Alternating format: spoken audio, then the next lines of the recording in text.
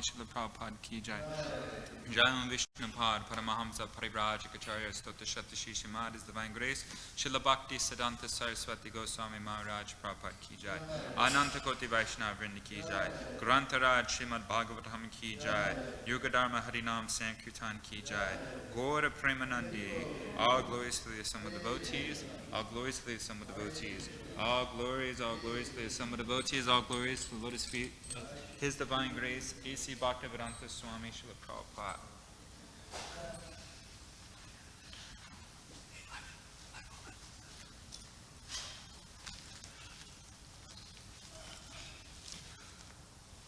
Om Namo Bhagavate Vasudevaya.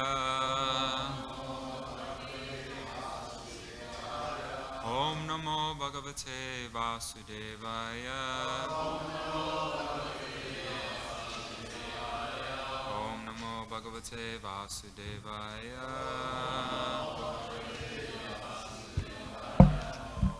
Hare Krishna Vedabahu Prabhu.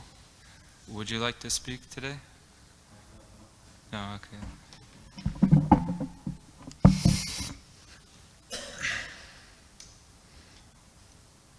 So we're reading from Grantaraj Srimad Bhagavatam, Canto 3, Chapter 10, text 28 through 29. And I'm also going to do the next two verses because the next one has no purport, and the one after that has a short purport, and then that is the end of the chapter. One second here. Speak in the microphone. Yeah. Okay.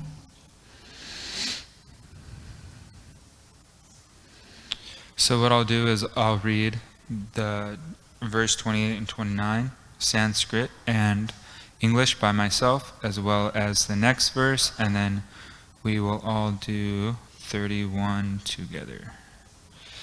Okay, so I'll do it by myself. Deva sargas chashta vido vibhuda pitaro saraha kandarvapsara siddha yaksha raksham sicharanaha bhuta preta pishaschascha vidyadra kinaradayaha dashaite vidyarakyata sargaste vishvasrikritaha.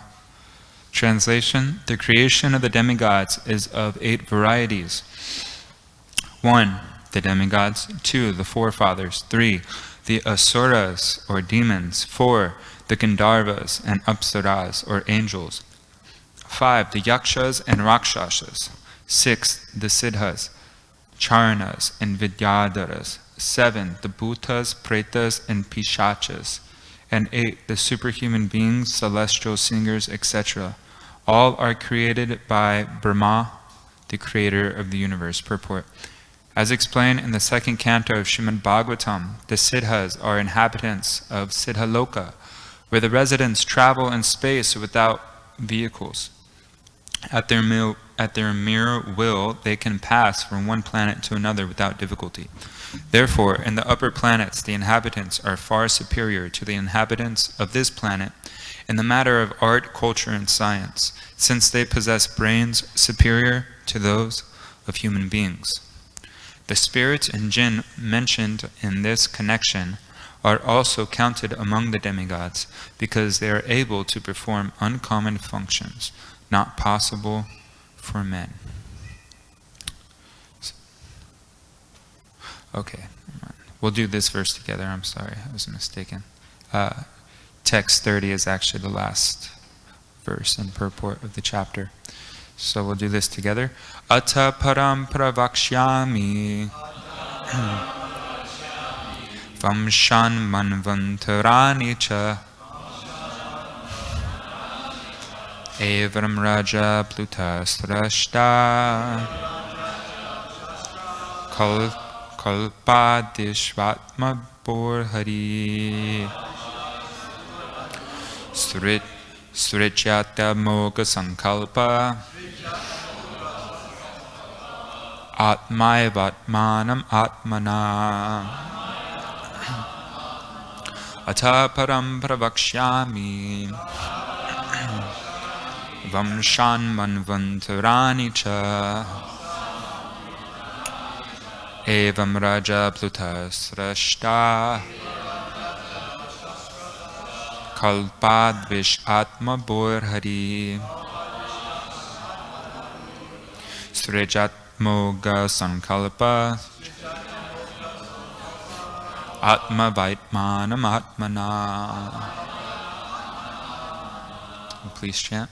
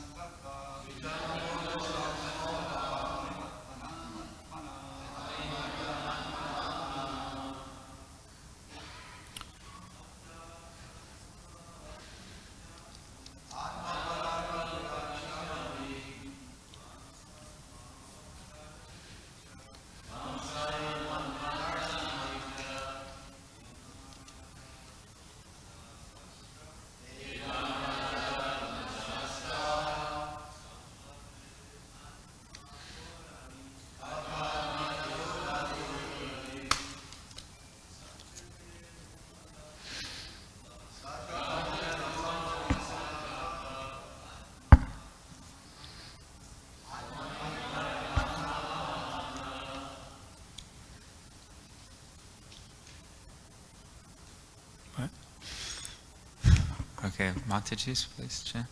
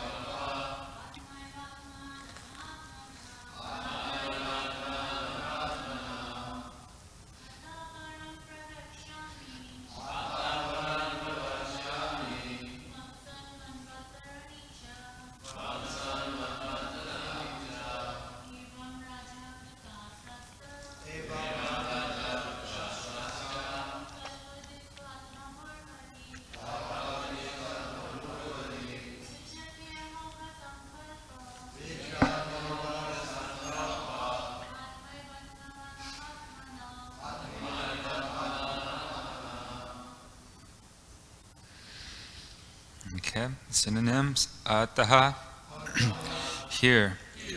Param, after. Pravakshyami, I shall explain. Vamshan, descendants. Manvantarani,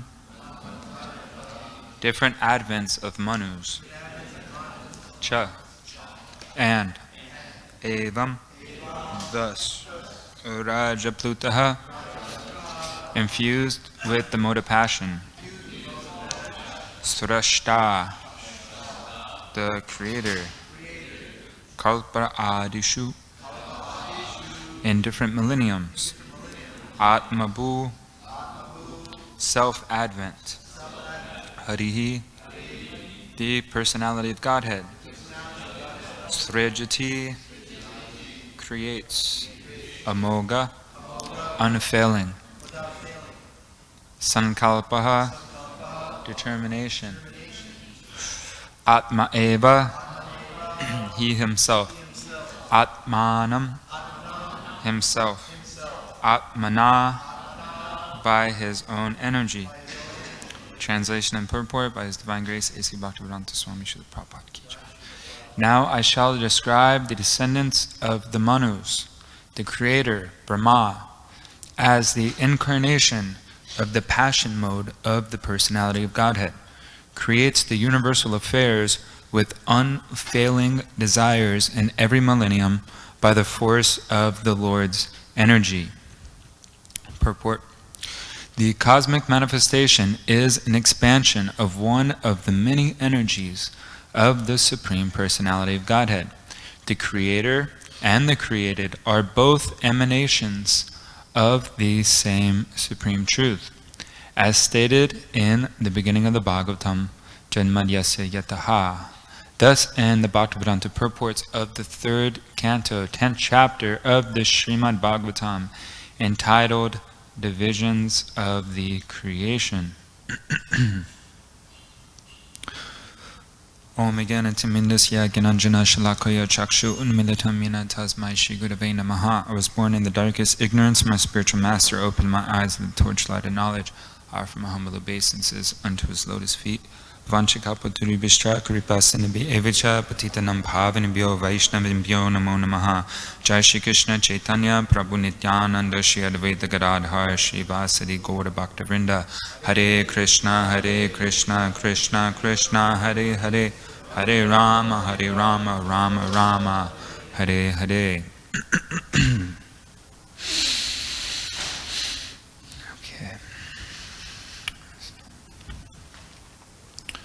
This chapter is entitled The Divisions of Creation. Whoever has been following along through this chapter, we know that this is Maitreya explaining how Lord Brahma creates the universe. And every variety of creation, from the first creation to the second, to the third, to the fourth, etc. So the first verse that we read, which was 28 through 29, the creation of the demigods is of 8 varieties. The demigods' forefathers, asuras, demons, the Gandharvas and apsaras are angels, the yakshas and rakshasas, the siddhas, charanas and vidyadharas, the bhutas, pretas and pishachas, and the superhuman beings, celestial singers, etc., are all created by Brahma, the creator of the universe. So this whole canto is actually called the status quo. That's what Srila Prabhupada named it. And the definition of status quo is the existing state of affairs. This was the dictionary definition, and it says especially amongst like social or political issues. So this is actually the existing state of affairs of the universe. Lord Brahma is creating, he creates, and he also annihilates, or he sees the annihilation, and he creates again, and it goes in cycles. And this is going on right now. We're in a period where the universe is manifest, but because we've been in this material world for many lifetimes, there is every chance that every one of us has been in the state of when the universe was non-manifest. When the universe is inhaled back in the body of Vishnu at the time of Lord Brahma's death, and also at the time of each day of Lord Brahma, when the day comes to an end, the universe is also partially annihilated. So Maitreya is speaking here of the different creation of the demigods. So we will go through each one of them. So you'll notice that in the English it says the creation of the demigods is of 8 varieties. And the first one, he says the demigods. So how do we make sense of that? How is there 8 varieties of demigods, and the demigods are considered one of those varieties? So the best answer I found was in Canto 7, Chapter 7, Text 2, where the same Sanskrit word used for this verse today is vibudha, and Prabhupada translates that as the demigods in the verse that we just read.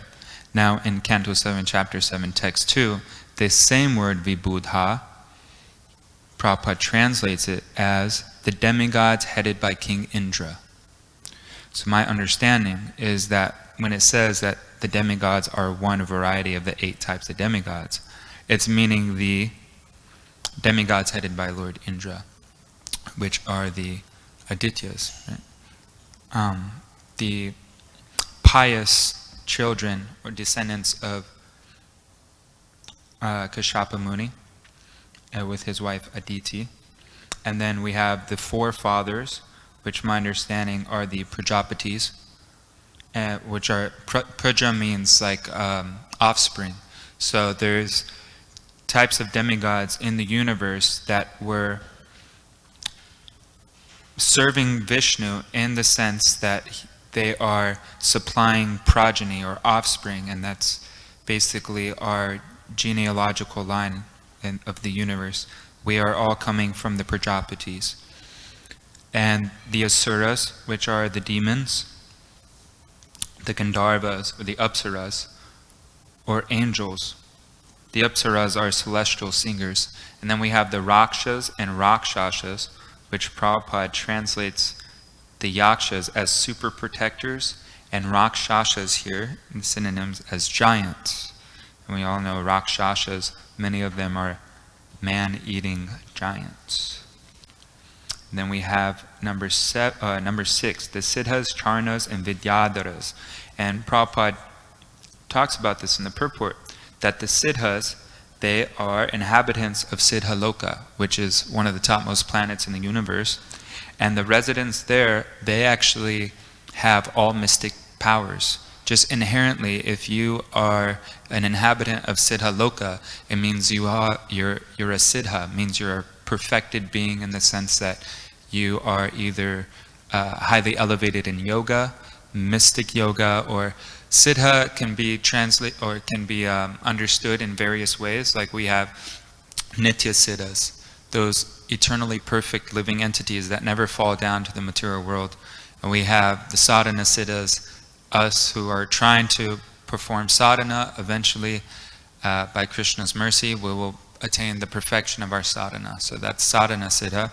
We have the Kripa Siddha, those who get mercy from Krishna. But those 3 categories are defining the devotees, the Vaishnavas. But there's also other types of siddhas. There's like yoga siddhis, where you can attain different types of mystical perfections. So that, in that sense, Siddha Loka is full of people of that category. Yoga siddhas, where they can travel in space without vehicles. At their mere will, they can pass from one planet to another without difficulty. Therefore, in the upper planets, the inhabitants are far superior to the inhabitants of this planet in all matters of art, culture, and science, since they possess brains superior to those of human beings. And then, number 7, the Bhutas, Pretas, and Pishachas.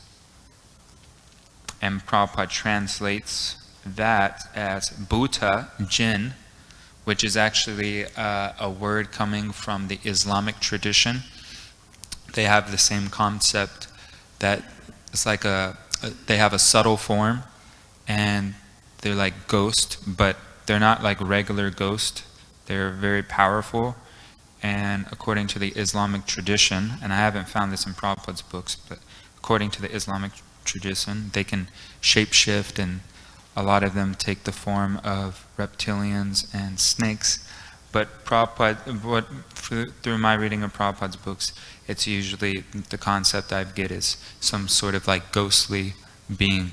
And then we have the pretas, the evil spirits, and pishachas, attendant spirits. I'm not exactly sure what attendant spirits means, but we understand it's some sort of subtle being.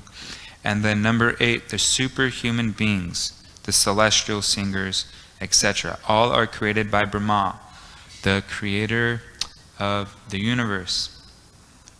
So we understand that these are different types of human, or actually demigod bodies, but Prabhupada has explained that the demigods are considered amongst the 400,000 species of humans. And there's a quite interesting conversation, I'm going to read it real quick, where Prabhupada is explaining that even though human form of life is meant for self-realization, we read that, we hear that over and over again, but actually only the civilized human form of life, not all human life, because there's different forms that are uncivilized. And Prabhupada says this in a conversation with Jayatirtha. Jayatirtha asks, so gods are also included in this human species? Prabhupada says, yeah, different types, Kinnara, 400,000. Brahmananda also says, also different planets.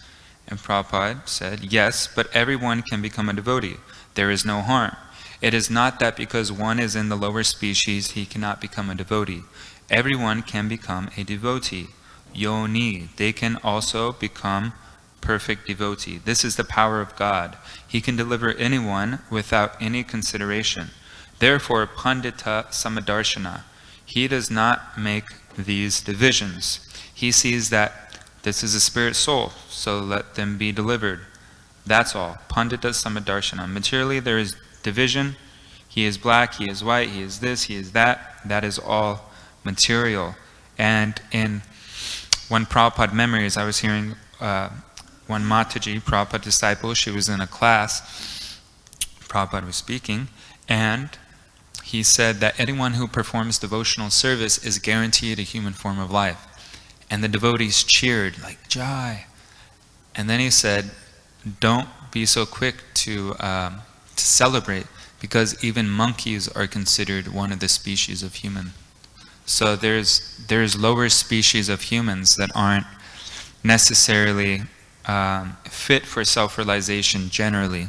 There's obviously special cases we hear in the Srimad Bhagavatam and other transcendental sources of animals getting liberated, but generally it's only the civilized humans.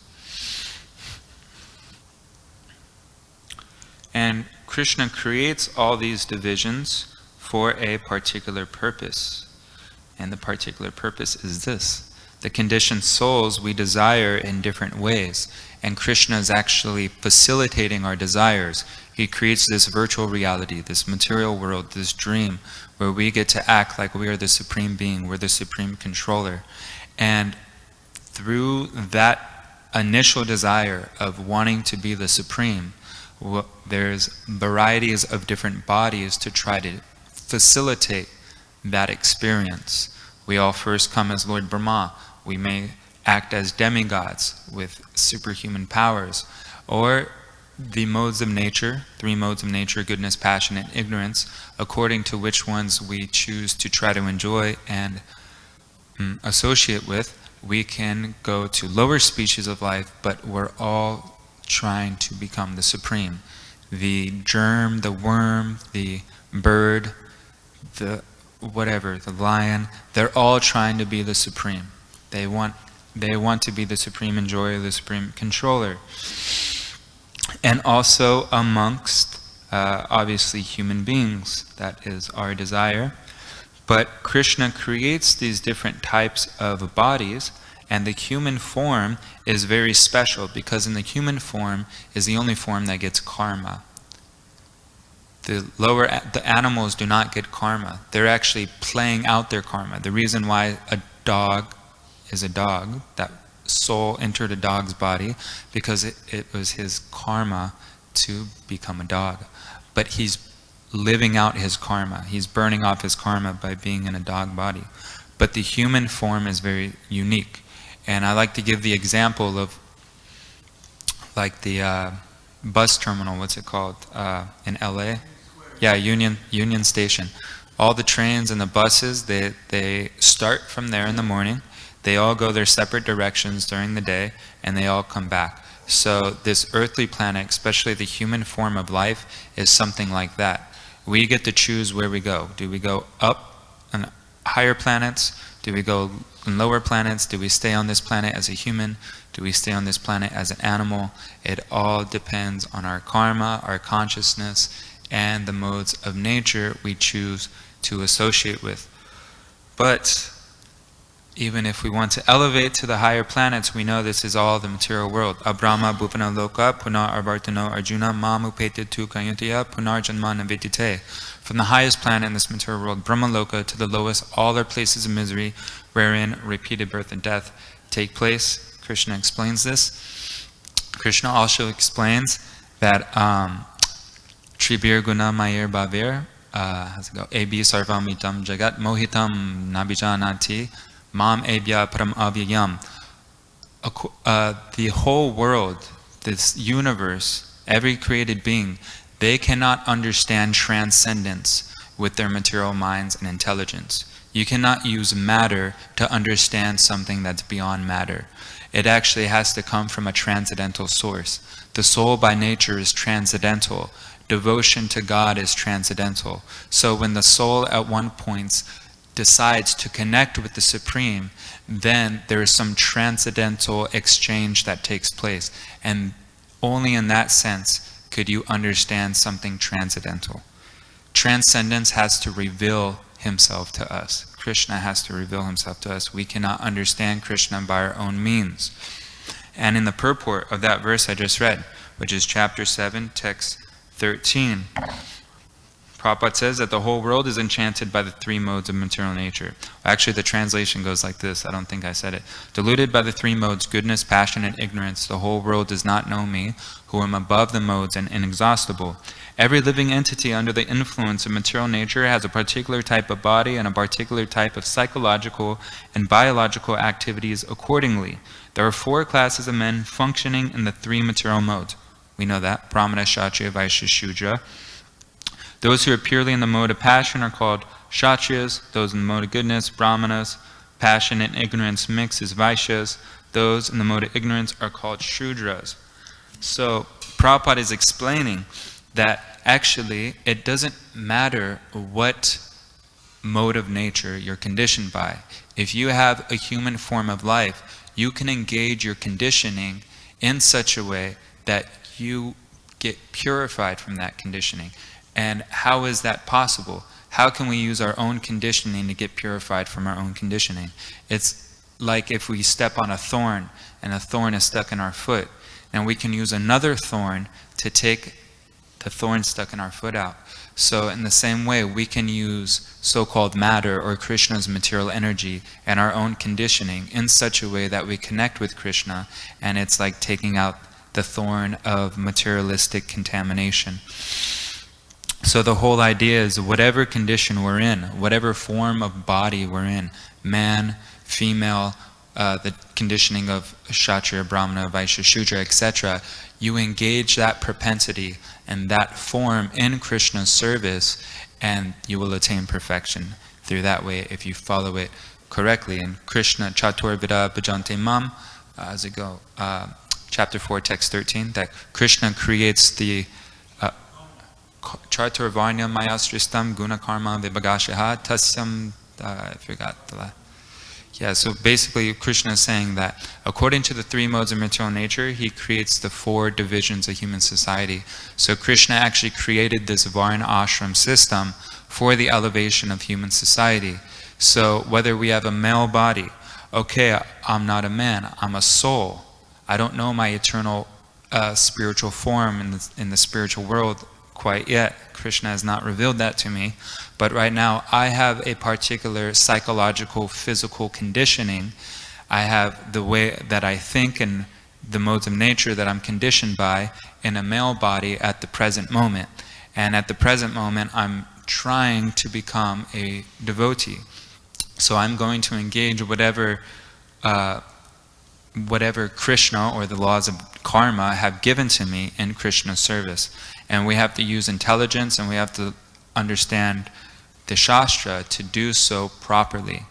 Of course, Prabhupada in the International Society of Krishna Consciousness, he's trying to raise us to the Brahminical platform, and it may be easier for others, but there is a specific way that women are supposed to act, that men are supposed to act, different ashrams are supposed to behave, and according to that, if you do it properly, then there's no bar to spiritual realization. It's just according to our conditioning. Now, if you try to transcend that, if you try to act like something you're not, then it will create obstacles in your life, create obstacles in devotional service. Just like if you try to invite a tiger to dinner, obviously that's not a very smart thing to do, because that soul, which is a pure soul coming from the spiritual world, is not in its capacity, it's not in the right body to participate in such an activity. So we should understand our situation and engage accordingly. And actually, all these different types of, or at least some that I can think of, these different types of forms of demigods that Maitreya is explaining here, there's many examples of quite a number of them engaging in devotional service, even though it may seem a little bit strange at first that a demon can become a devotee. But we know actually the best of demons, Prahlad Maharaj, he's actually the son of Hiranyakashipu, is a pure devotee. So even though he has that title of a demon, it's his spiritual inclination, his transcendental position, it goes beyond that material conditioning of a demon. Or we know also his grandson, Bali Maharaj, was also a demon. He's in the lineage of demons, but he also became a pure devotee. So much so that he became the epitome of one of the limbs of bhakti, Atma Nivedana, where he surrenders everything. And also Prahlad Maharaj is the epitome of Smaranam, remembrance of Krishna. We also have Rakshasas, believe it or not, that are actually pure devotees. We know Bhima, who is one of the 5 Pandavas, one of the 5 Pandavas, he actually, when they were in exile, he met a Rakshashi, a woman Rakshasa. And it was, her brother's name was Hidimba, and her name was Hidimbi. And Hidimba wanted to eat the 5 Pandavas and Kunti. And so what happened was, Bhima killed Hidimba. He had fun doing it. It was a blast. He loves fighting because he's a Kshatriya. And then Hidimbi, the Rakshashi's sister, came to find out what had happened. And when she saw Bhima, she actually fell in love. And she wanted to unite with him. She wanted to marry him. And Bhima, thinking, okay, I'm a Kshatriya, so it is my nature to, marry. And I should it's actually the Kshatriya rule that any woman who wants to marry a Kshatriya, the Kshatriya should give her protection. So Hidimbi actually shapeshifted into a beautiful woman. And then her and Bhima united, and they had a son, Ghatotkacha, who actually fought in the Battle of Kurukshetra on the side of the Pandavas. And he was the chief of the Rakshasas on the Pandava army. And then he killed Alambusha, who was the chief Rakshasa on the Kaurava army. Now it's quite interesting because when they were fighting, the Rakshasas, when the sun goes down and it becomes night, the Rakshasas get like extreme power. So the sun went down and it was night, and all the Rakshasas were like battling like anything, and they have all these mystic powers. And so Alambusha and Ghototkacha were fighting. Sometimes they would disappear and reappear in the air, shooting thousands of arrows at once, fire and all these celestial weapons. And sometimes even Ghototkacha, he would summon ghosts and different demons coming from the earth, attacking Alambusha, and Alambusha would do the same thing. Eventually, Ghototkacha got the upper hand, and he cut the head off of Alambusha. Now, Ghototkacha actually did great service in the Battle of Kurukshetra because Karna was actually blessed. He was actually given the Shakti weapon as a boon from the demigods. And this Shakti weapon was so powerful that it can actually kill Arjuna. So, one day in the Battle of Kurukshetra, Karna was planning to use this Shakti weapon on Arjuna.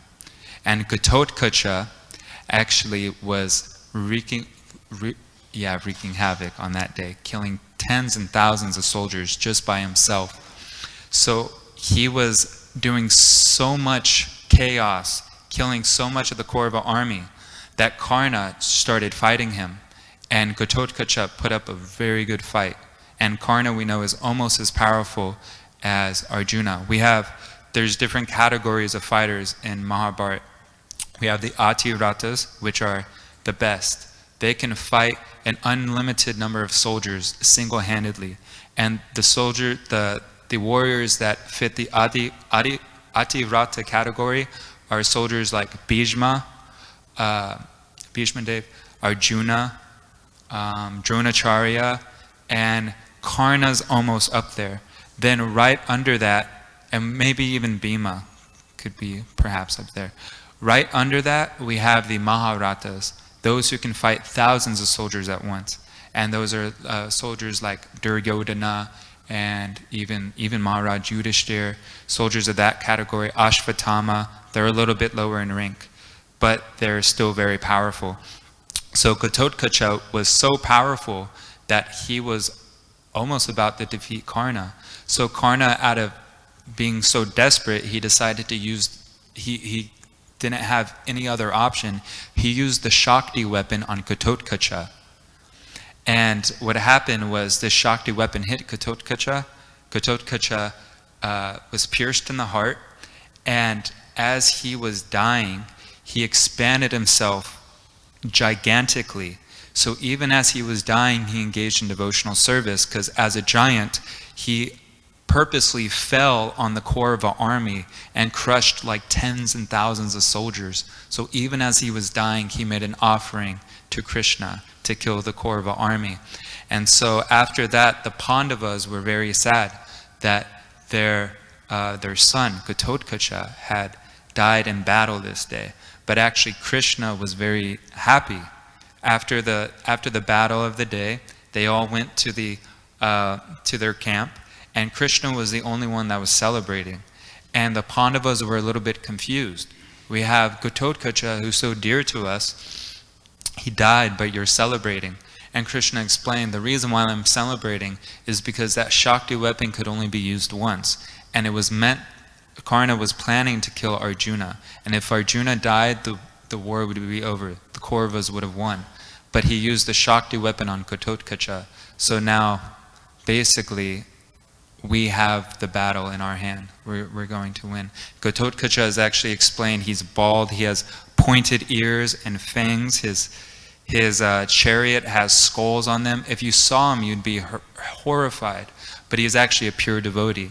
So that's one example of a Rakshasa being a devotee. Okay, and there's one more other thing I'd like to say, and then we'll end, is because I read the other verse also, the next verse, the last verse, and purport of this chapter. Purport, Prabhupada says, the cosmic manifestation is an expansion of one of the many energies of the Supreme Personality Godhead. The Creator and the created are both emanations of the same Supreme Truth, as stated in the beginning of the Bhagavatam, Janmad Yasya Yato Nayad Itaras.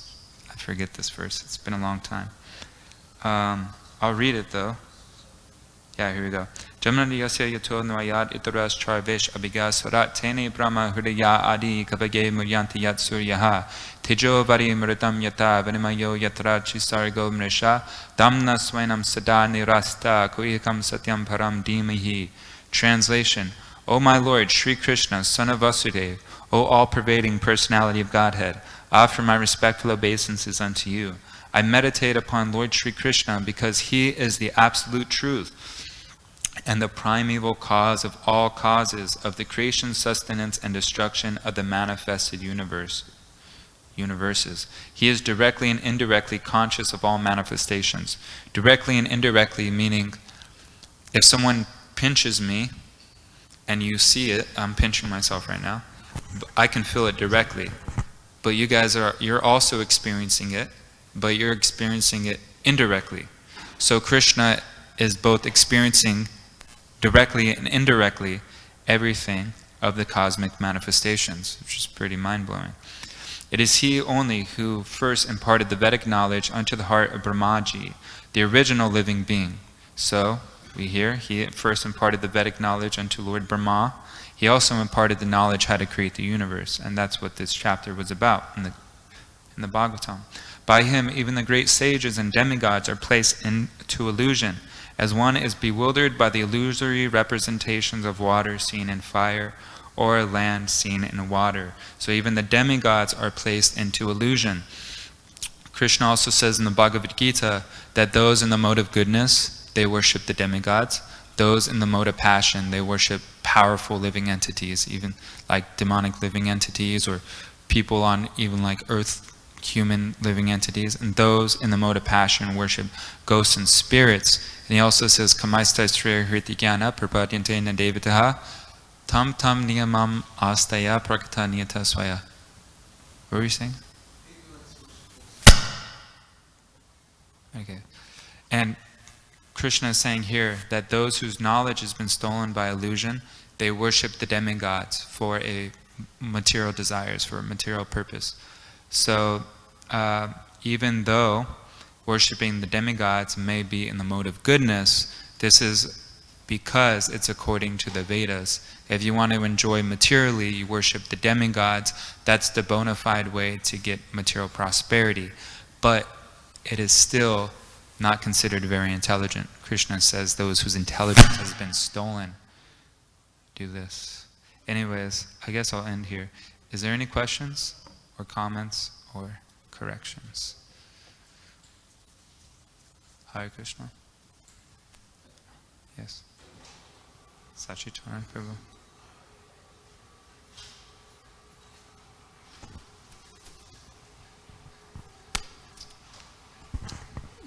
Thank you, Prabhu. You very nicely described about the fact that sometimes a demon can be a pure devotee, or a devotee can be, how do you say, a demon can be a pure devotee, or a pure devotee can be like a demon. Didn't you mention it? No? I didn't say pure. I'm sorry, you didn't say pure devotee, I'm sorry. Yeah. So I probably misunderstood, but when you mentioned Prahlad Maharaj, he actually, in my understanding, even he himself offers a prayer by saying that he's born in the family of demons.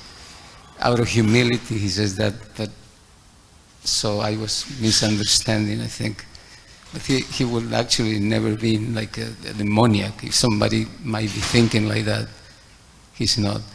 But the question that I have now is, can you just mention, because in your lecture you were saying that only civilized human beings can achieve, like are qualified to be liberated or do service, isn't it?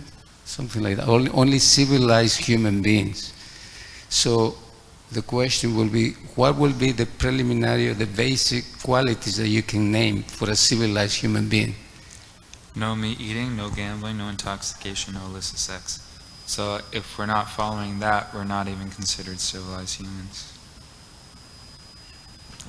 Thank you, Prabhu. Thank you, yes.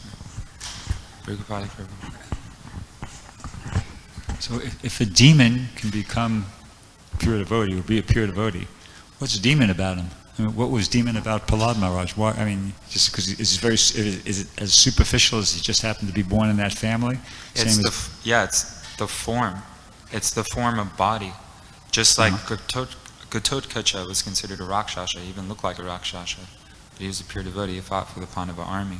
So Prahlad Maharaj is born in the lineage of demons. So even Krishna says out of all the Daityas, out of all the demons, he is Prahlad. So even Krishna recognizes Prahlad as a so-called demon. So it's a very superficial consideration. Well, it's external, because the soul by nature is transcendental. The soul is actually a pure devotee. So to say someone's a demon or whatever, that's just their external circumstance. What about Vritrashura though? Was he kind of a bit more? He's also a pure devotee. This Chitraketu Maharaj was cursed to become a demon. And what's interesting about him is he took the form as a demon, actually very happily. He considered this curse as Krishna's mercy. And he said, this is what Krishna wants me to do. I guess I will happily take the form of a demon.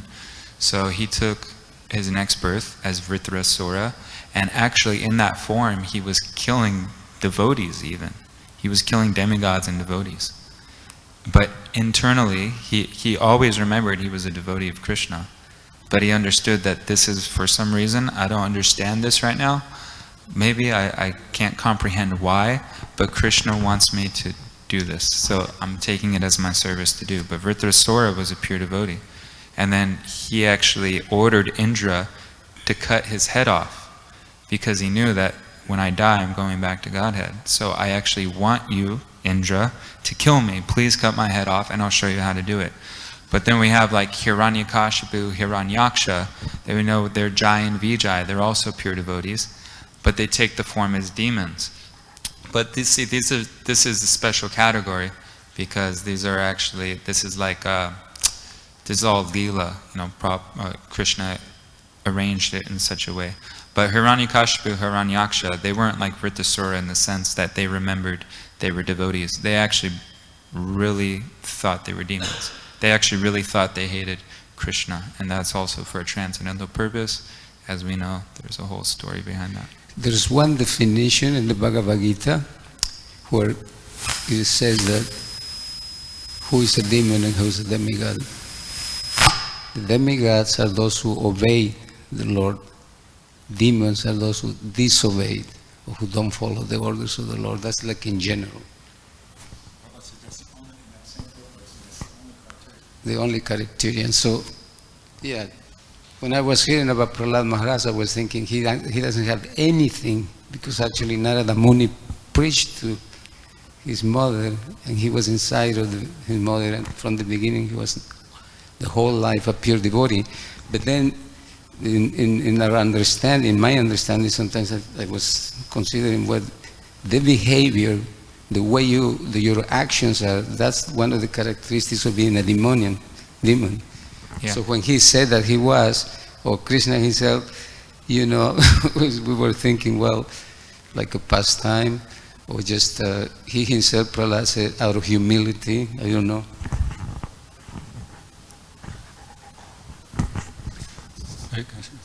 I just said comments. You're one of my favorite speaker.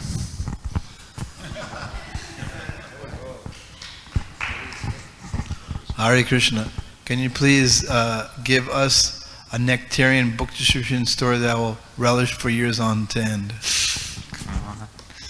think Prabhupada should. Or maybe Sham Murari can ask a question, because that was like unrelated to the class. But if we have time, we can say something. You were saying how only the civilized human being can attain perfection, and civilized human being is one who is following the four legs. We also know that Lord Chaitanya came to give the chanting of the holy name even to the Chandalas, even to the dog eaters. So just by chanting the holy name, even the lowest can attain ultimate perfection eventually. And we see that he even made animals chant. So how to understand? Is it a question or? Yeah, you were saying that only the civilized human being can attain perfection, but Lord Chaitanya came to give the holy name even to the most fallen. Well, I did also say that for the most part, I did mention this, I do remember, that for the most part, generally speaking, we don't see like animals and things like that chanting on very rare occasions. We have Gajendra, we have, what was that vulture in Ram Leela? Jatayu, and we have a few others. And then we have, when Lord Chaitanya was dancing in Jharkhand forest, all the animals were chanting with him. So obviously those are extraordinary events. Animals can get mercy because they're also souls. We can give them prasadam, we can chant the holy name. We have Bhakta cat here, the gray cat that hangs out. It's like a devotee, born and raised in the community. So, but generally speaking, we don't really see that. We see humans here, listen in the Bhagavatam class. We don't really see giraffes coming every day to the temple. But yeah, Lord Chaitanya came to deliver the most fallen, but it's not that we stay fallen. The chanting is to purify us, but we can't chant and then break the regs and say, well, I'm getting Lord Chaitanya's mercy because he came to give us the chanting. That's actually one of the offenses of the holy names. Performing sinful activities on the strength of chanting, that I'll perform sin and then chant and I'll get purified and it's all good. That's considered offensive chanting. So the chanting is meant to elevate us to the platform of not engaging in sinful activity and developing our love for Krishna. Hope that answered your question. As far as a book distribution story, I think it's over time. Maybe we can say that later or something. Okay.